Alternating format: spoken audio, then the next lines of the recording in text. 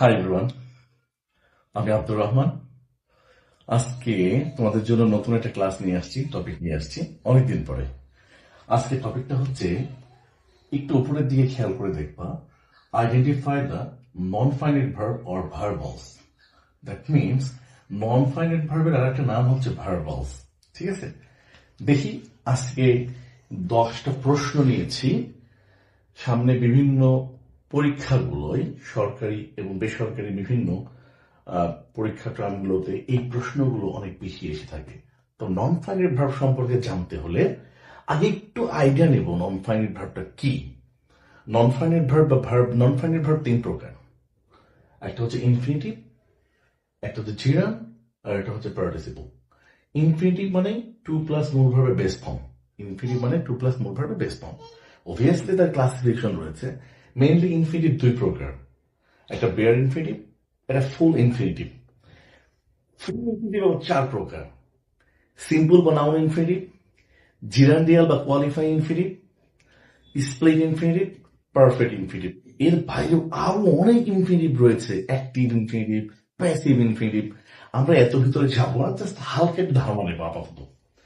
আচ্ছা, এবার হচ্ছে জিরান। জিরান মানে মূল ভার্বের সাথে আইনজি, যা ভার্ব নাউনের কাজ করে এবং যা নাউনের জায়গায় বসে, তাকে আমরা জিরান বলি।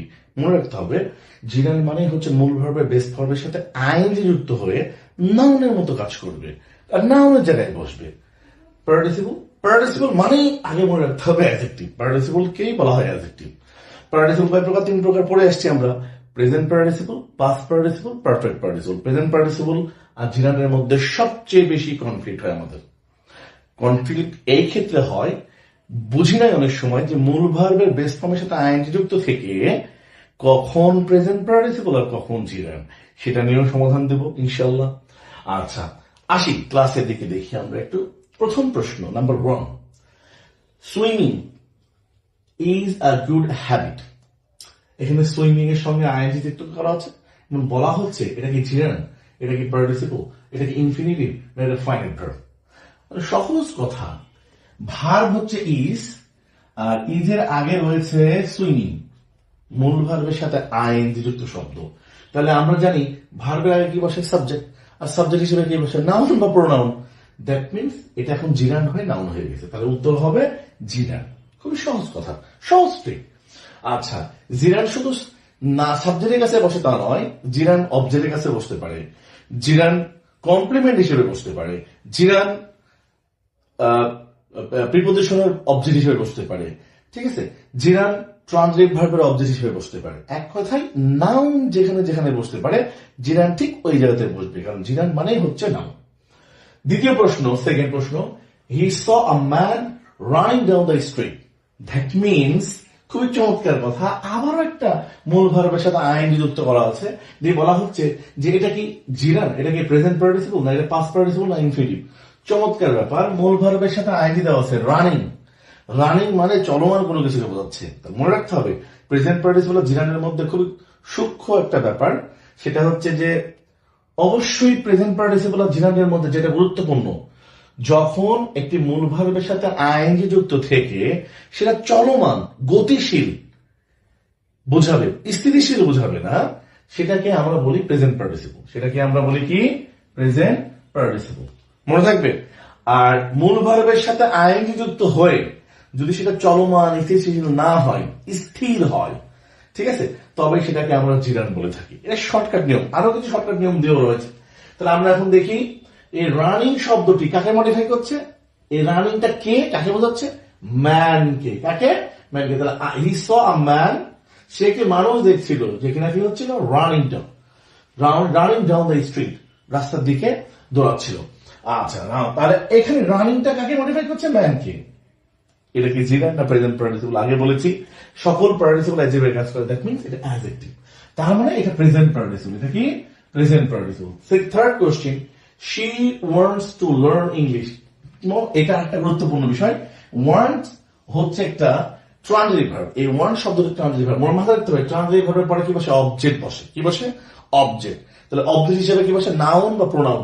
তার মানে 2+ ভার্বের বেস ফর্ম মানে তো ইনফিনিটিভ, বুঝতেই পারছি আমরা। আবার আরেকভাবে বলা যায়, তাহলে ইনফিনিটিভ আবার বুঝতে হবে এখানে। ইনফিনিটিভ নাউনের কাজ করে, ইনফিনিটিভ অ্যাডজেক্টিভের কাজ করে, ইনফিনিটিভ অ্যাডভার্বের কাজ করে, ইনফিনিটিভ তিনটা পার্টিসিপেন্সের কাজ করে। মাথা রাখতে হবে, খুবই গুরুত্বপূর্ণ। তো এখানে ইনফিনিটিভটা কিসের কাজ করছে? নাউনের কাজ করতেছে। আচ্ছা, নাউন হিসেবে কোথায় বসছে? অবজেক্টের জায়গায় বসছে। কার অবজেক্ট? ট্রানজিটিভ ভার্বের অবজেক্ট। ওকে, আসি তাহলে উত্তর হবে হচ্ছে টু লার্ন হচ্ছে ইনফিনিটিভ। খুবই সহজ প্রশ্ন। Being tired he went to bed early. খুবই চমৎকার। বিং টায়ার্ড, ক্লান্ত হয়ে। কে ক্লান্ত হয়েছে? হি। তারা হি এর একটা গুণ প্রকাশ করছে, সাবজেক্টের গুণ প্রকাশ করছে, তার মানে তো জিরান হবে না, কারণ গুণ প্রকাশ করে নাউন বা প্রোনাউনের গুণ প্রকাশ করে কে? অ্যাডজেক্টিভ। দ্যাট মিনস তাহলে এখানে কি হবে না? জিরান হবে না, জিরান ফ্রেজ হবে না, ইনফিনিটিভ ফ্রেজও হবে না, তাহলে পার্টিসিপল ফ্রেজ। আর আগে বলেছি পার্টিসিপল মানে হচ্ছে অ্যাডজেক্টিভ। লাস্ট, আচ্ছা fine. He is fond of reading novels. খুবই গুরুত্বপূর্ণ, মাথায় রাখতে হবে, খুব গুরুত্বপূর্ণ কথা। প্রিপোজিশনের পরে অবজেক্ট বসে, প্রিপোজিশনের পরে অবজেক্ট বসে, আর অবজেক্ট হিসেবে কি বসে? নাউন বা প্রোনাউন। তো প্রিপোজিশনের পরে যখন মূল ভার্বের সাথে আইএনজি যুক্ত শব্দ বসবে, সেটা তো আর পার্টিসিপল বা প্রেজেন্ট পার্টিসিপল বা পাস্ট পার্টিসিপল হতে পারে না, বা অ্যাডজেক্টিভ হতে পারে না। আগে বলেছি প্রিপোজিশনের পরে অবজেক্ট বসে, আর অবজেক্ট হিসেবে নাউন বা প্রোনাউন। এখন আমরা প্রোনাউন শিখছি না, নাউন শিখছি, বা নাউনের ব্যবহার এরকম, বা প্রেজেন্ট পার্টিসিপলের ব্যবহার। তার মানে এটা কি? জিরান। তার মানে প্রিপোজিশনের পরে মূল ভার্বের সাথে আইএনজি থাকলেই সেটা জিরান হয়ে নাউন হয়ে যায়। তার মানে এটা কি হবে? জিরান। খুবই চমৎকার কথা। আচ্ছা, shocked by the news she fainted. That means, চমৎকার একটা কথা, shocked এর পরে প্রিপোজিশন by আছে। এটা খুবই গুরুত্বপূর্ণ। প্রিপোজিশনের পরে সকল টু বাদে বা ইন অর্ডার টু বাদে সকল প্রিপোজিশনের পরে মূল ভার্ব বসলে মূল ভার্বের সাথে আইএনজি হয়ে সেটা জেরান হয়। কিন্তু বাই অথবা অ্যাজ এই দুটি শব্দ যদি প্রিপোজিশনে ব্যবহার হয় এবং তার পূর্বে যদি মূল ভার্ব বসে, তাহলে মূল ভার্বটি পাস্ট পার্টিসিপল ফর্ম হয়ে অ্যাডজেক্টিভ হয়ে যায়।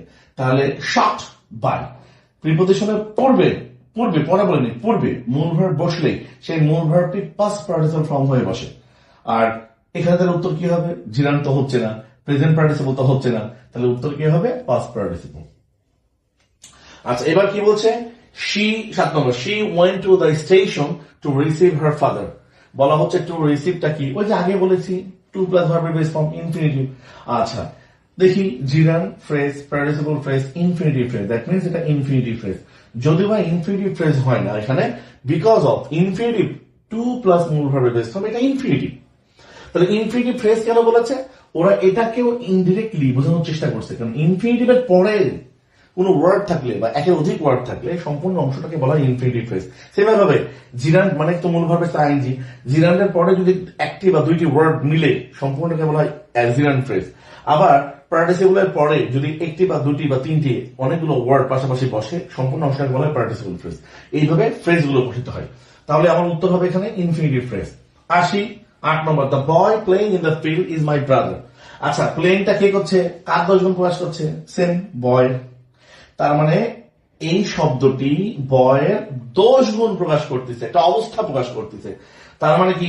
এই নাউনের দোষ গুণ প্রকাশ করছে, তার মানে কি? অ্যাডজেক্টিভ। অ্যাডজেক্টিভ মানে কি? পার্টিসিপল। ওকে, আচ্ছা। আর তারপর কি? Walking in the rain is enjoyable. মূল বাক্যের শুরুতেই, মাথায় রাখতে হবে, বাক্যের শুরুতেই মূল ভার্বের সাথে আইএনজি থাকলেই এরপরে ওয়ার্ড আছে কি আদা নাই দেখার সময় নেই, জাস্ট মূল ভার্বের বেস ফর্মের সাথে আইএনজি যুক্ত থেকে বাক্যের শুরুতে থাকলে সেটা জিরান হয়ে যায়। কি হয়ে যায়? জিরান হয়ে যায়। এটা সম্পূর্ণ কিন্তু জিরান ফ্রেজ। এটা কি? জিরান ফ্রেজ বা নাউন ফ্রেজ আমরা বলতে পারি এটাকে। ওকে, তাহলে এটা উত্তর হবে gerund. He hopes to succeed in life. খুব সুন্দর। টু প্লাস মূল ভার্বের বেস ফর্ম, না তো এটা জিরান, না তো এটা পার্টিসিপল, না এটা, তাহলে ফাইনাইট ভার্ব, তাহলে এটা কি হবে? ইনফিনিটিভ। খুবই সহজ এবং ট্রিকি প্রশ্ন। আশা করি তোমরা খুব ভালোভাবে বুঝতে পেরেছো। যদি ভালো লাগে অবশ্যই কমেন্ট এবং শেয়ার করবে। আল্লাহ হাফেজ।